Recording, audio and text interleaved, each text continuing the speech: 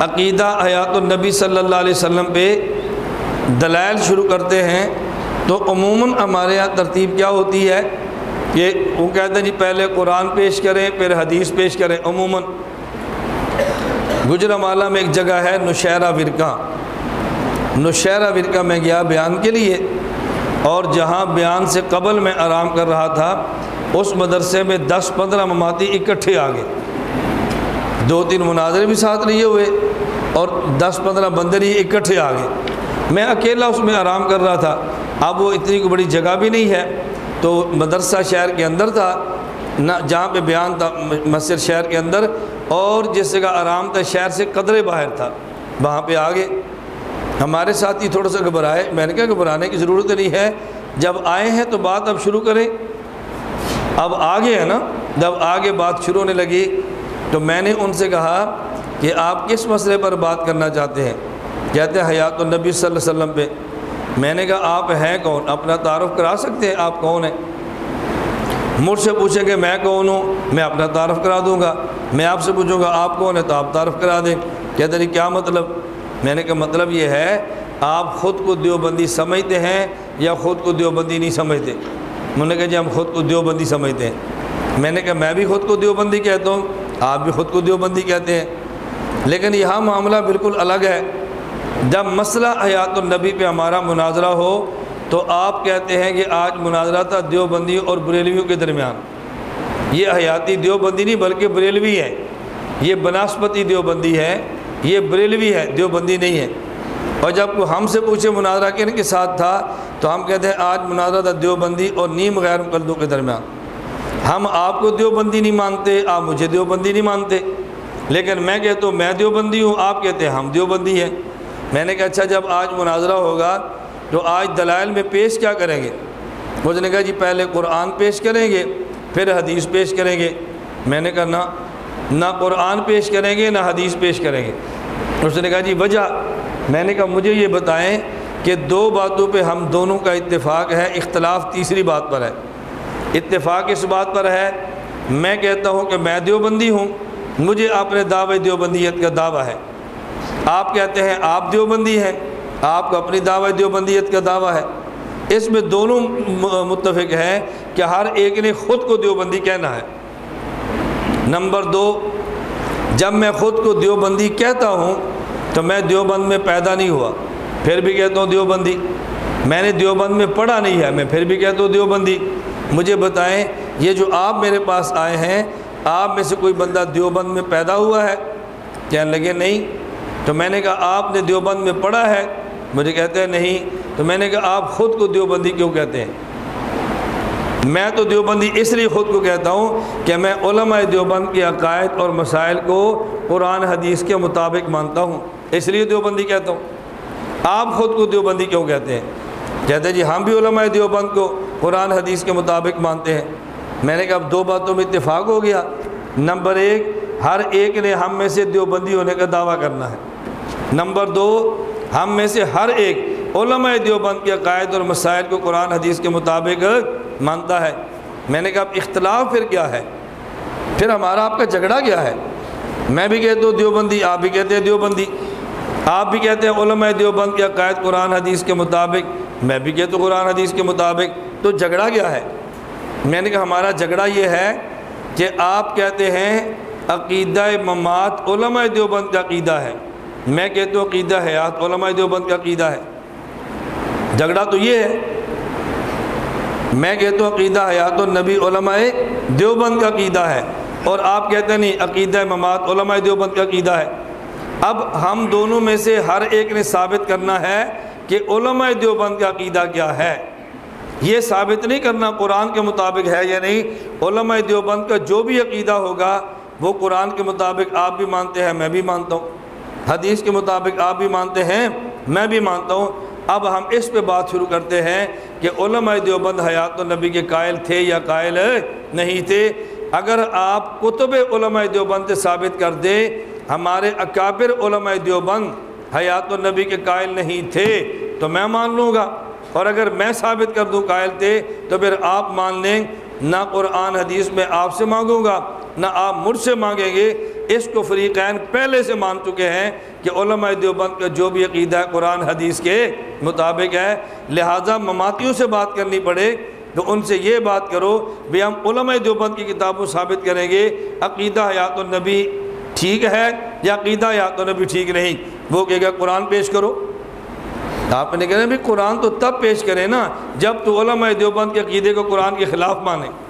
میں نے کہا آپ لکھ دو کہ آپ دیوبندی نہیں ہو، آپ لکھ دو کہ آپ علماء دیوبند کو نہیں مانتے، آپ لکھ دو علماء دیوبند کے عقائد قرآن حدیث کے مطابق نہیں ہیں، میں براہ راست قرآن پیش کرتا ہوں، مجھے انکار نہیں ہے، لیکن جب تک آپ علماء دیوبند کی طرف نسبت کریں گے اور ان کے عقیدے قرآن حدیث کے مطابق مانیں گے، پھر ہم قرآن حدیث نہیں پیش کریں گے بلکہ علماء دیوبند کی عبارات پیش کریں گے۔ یہ بات آپ کو سمجھ آ گئی ہے؟ میں نے کہا یہ مسئلہ تو حل ہونا کہ ہم بریلوی ہیں یا آپ غیر مقلد ہیں، یہ مسئلہ تو حل ہو، پہلے ایک مسئلہ کلیئر کر لیں پھر آگے چلیں۔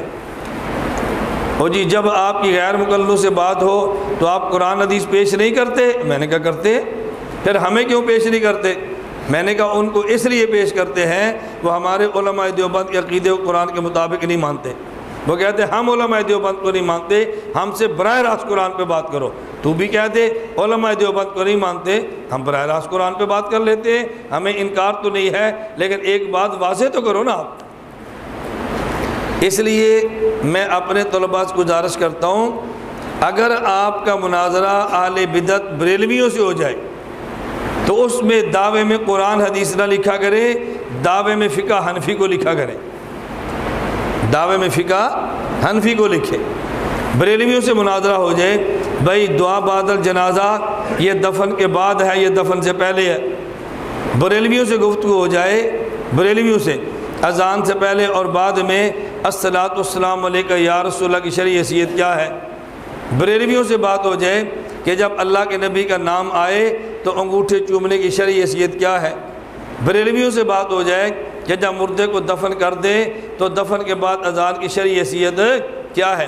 جب دلائل لکھنے لگے تو دلائل میں یہ پیش نہ کریں کہ ہم قرآن اور حدیث سے بات کریں گے، ان سے یہ بات پیش کریں ہم ائمہ احناف کے فقہائے احناف کے کتب اور مسائل سے بات کریں گے۔ بریلوی کہے گا جی کیوں آپ نے پوچھنا ہے آپ حنفی ہیں یا نہیں، وہ کہے گا جی حنفی ہوں، الحمدللہ حنفی ہوں۔ اسے پوچھو جب تو حنفی ہے تو امام ابو حنیفہ سے تو نے براہ راست سبق پڑھا ہے اس لیے خود کو حنفی کہتا ہے، وہ کہے گا جی نہیں، چلو طاہر القادری تو کہہ سکتا ہے میں حنفی ہوں کیونکہ میں نے امام حنیفہ سے خود پڑھا ہے، طاہر القادری دعویٰ کیا ہے نا، اس نے کہا میں نے عالم رویا میں ابو حنیفہ سے سبق پڑھے، وہ تو کہتا ہے میں خواب میں ابو حنیفہ سے سبق پڑھتا ہوں، اس کا تو دعویٰ ہی ہو رہا ہے نا۔ ہم ابو حنیفہ سے پڑھا ہے، کہا جی نہیں، پھر خود کو حنفی کیوں کہتے ہیں؟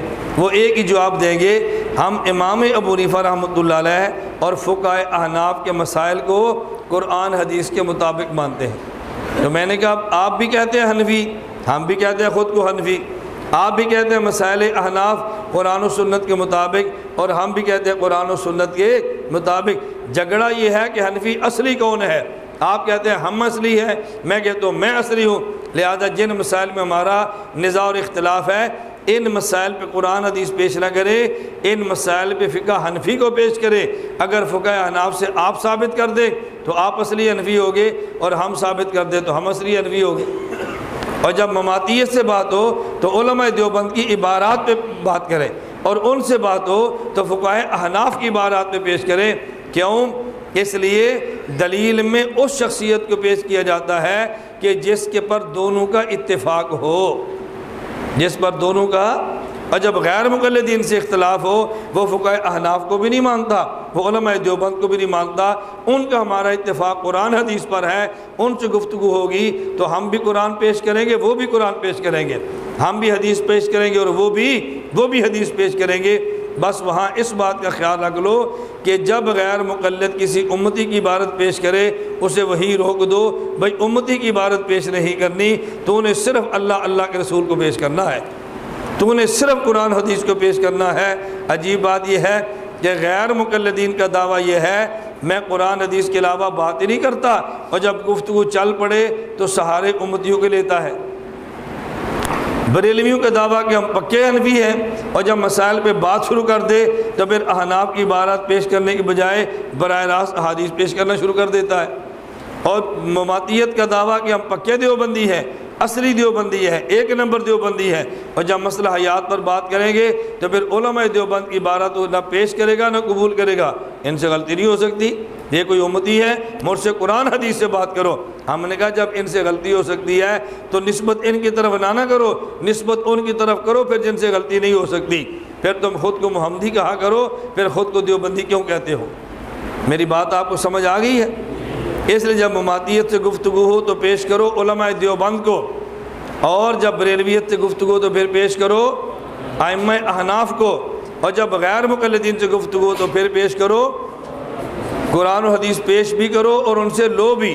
اور جب قرآن حدیث پیش کے چھوڑ کے وہ امتی کی طرف جائیں، انہیں امتی پیش نہیں کرنے دینا۔ انہوں نے کہا امتی اگر ماننا ہی ہے تو پھر اس امتی کے مان لو جو صحابہ کا شاگرد ہے، پھر اس کو مان لو جو تابعی ہے، پھر اس کو مان لو کہ جن کے آنے کے اشارے قرآن میں ہیں اور جن کے جانے کے اشارے حدیث میں ہیں۔ امام اعظم ابو حنیفہ کے آنے کا اشارہ قرآن میں ہے اور ان کے جانے کا اشارہ حدیث مبارک میں ہے، پھر آپ ان کو مان لو۔